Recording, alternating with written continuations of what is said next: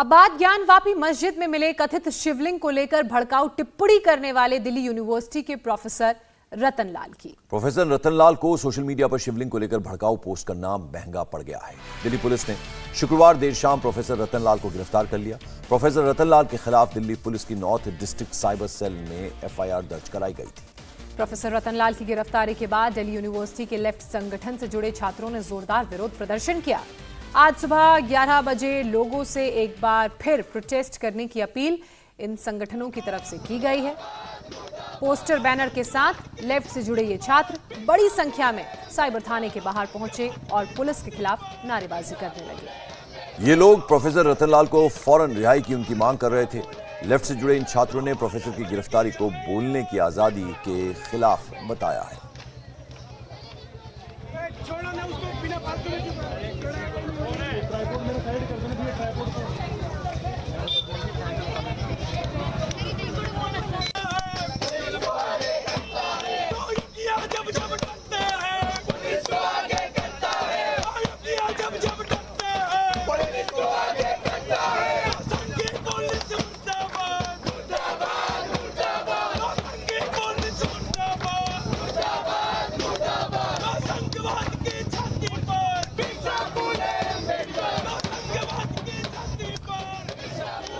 Professor Ratanlal ने ज्ञानवापी मस्जिद में मिले कथित शिवलिंग को लेकर सोशल मीडिया पर बेहद ही भड़काऊ पोस्ट किया था। प्रोफेसर रतनलाल का यह पोस्ट देखते ही देखते सोशल मीडिया पर वायरल हो गया।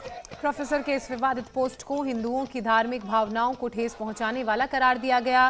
पोस्ट के खिलाफ लोगों ने सोशल मीडिया पर प्रोफेसर रतनलाल को भला बुरा भी कहा। आपको बता दें, इस भड़काऊ पोस्ट के खिलाफ 30 हजारी कोर्ट के वकील विनीत जिंदल ने नॉर्थ डिस्ट्रिक्ट के साइबर सेल में आईपीसी की धारा 153, 153A, 298 और 505(2) के तहत शिकायत की, जिसके आधार पर दिल्ली पुलिस की साइबर सेल ने रतनलाल के खिलाफ एफआईआर दर्ज कर ली। मामले ने तूल पकड़ा तो प्रोफेसर रतनलाल ने अपना पोस्ट डिलीट कर दिया, लेकिन तब तक काफी देर हो चुकी थी। दिल्ली पुलिस की साइबर सेल ने इस पर एक्शन लेते हुए कल शाम उन्हें गिरफ्तार कर लिया।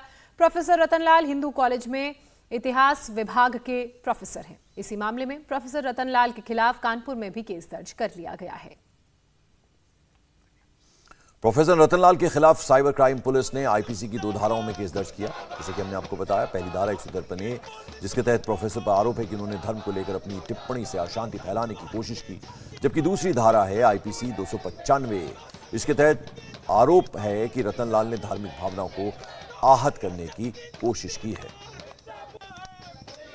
प्रोफेसर रतनलाल के खिलाफ 2 शहरों में केस दर्ज हुए हैं। दिल्ली के साइबर सेल के अलावा कानपुर में भी प्रोफेसर रतनलाल के खिलाफ इसी मामले में मुकदमा दर्ज किया गया है।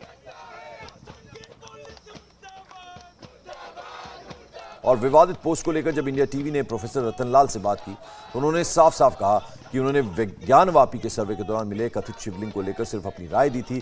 किसी की धार्मिक भावना को ठेस पहुंचाने का उनका कोई मकसद नहीं था। इतना ही नहीं, प्रोफेसर रतनलाल ने ज्ञानवापी विवाद को खड़ा करने के पीछे 2024 के लोकसभा चुनाव की तैयारी भी करार दिया।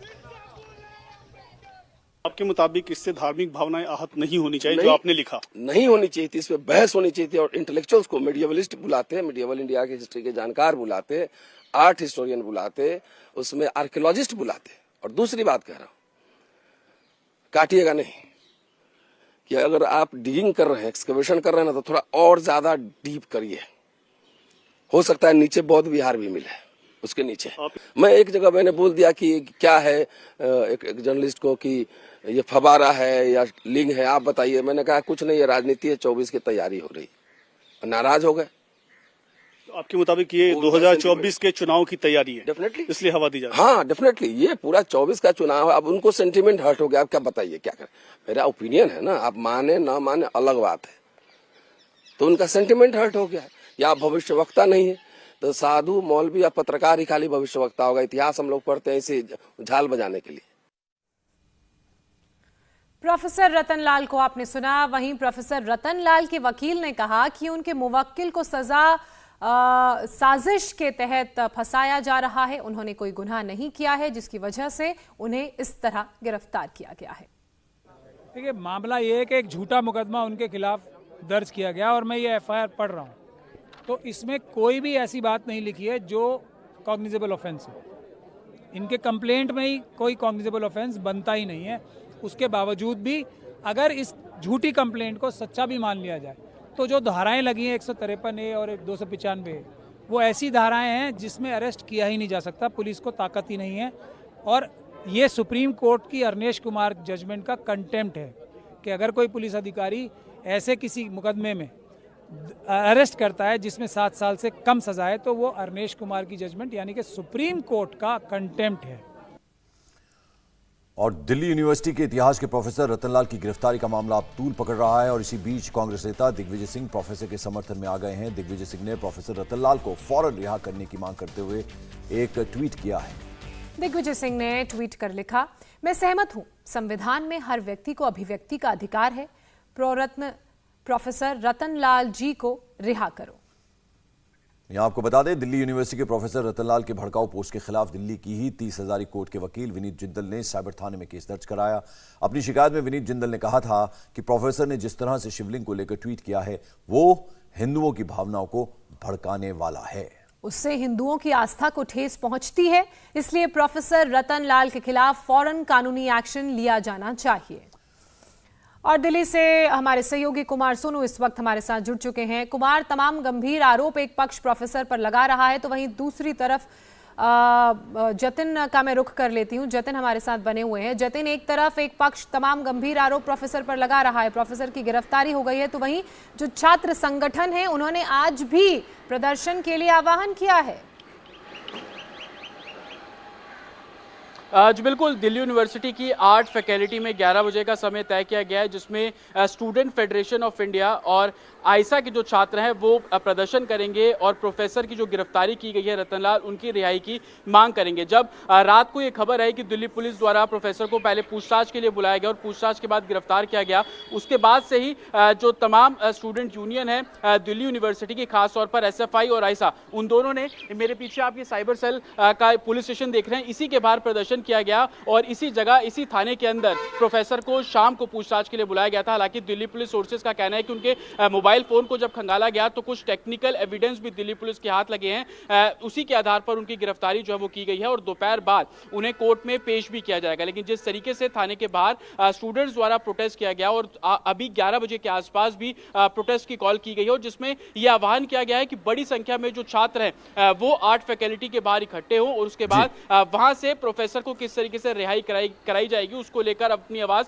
बुलंद करते हुए नजर आएंगे। लेकिन दिल्ली पुलिस का कहना है कि जिन धाराओं के तहत FIR दर्ज की गई, क्योंकि मंगलवार को दिल्ली पुलिस को शिकायत मिली थी, उसी के आधार पर कार्रवाई की गई है और तुरंत दिल्ली पुलिस ने FIR भी की थी। 153A और 295A, इन दो धाराओं के तहत जो प्रोफेसर है उनकी गिरफ्तारी की गई है और दोपहर बाद उन्हें कोर्ट पे पेश भी किया जाएगा। जी, अब सवाल ऐसे में यह है जतिन की, चूंकि दिल्ली यूनिवर्सिटी एजुकेशन का दायरा है और वहां पर तमाम राजनीतिक संगठन भी है, स्टूडेंट्स विंग के, ABVP वहां पर है, अब लेफ्ट और ABVP में टकराव ना हो ऐसे में, क्योंकि 11 बजे प्रदर्शन होगा, तो किस तरह की सुरक्षा के बंदोबस्त होंगे वहां?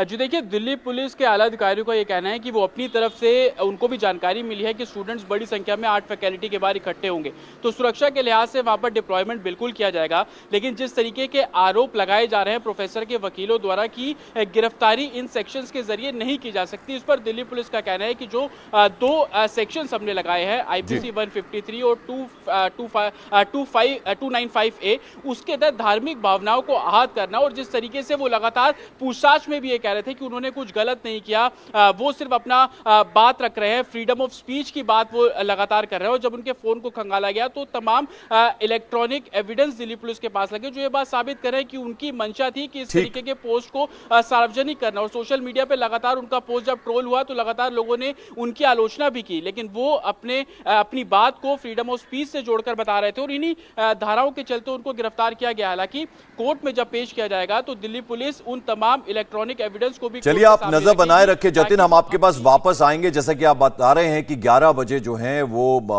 उनको कोर्ट में पेश किया जाना है, छात्र प्रदर्शन भी कर सकते हैं, पुलिस ने जबरदस्त बंदोबस्त करने की सोची है। बहुत बहुत शुक्रिया फिलहाल आपका।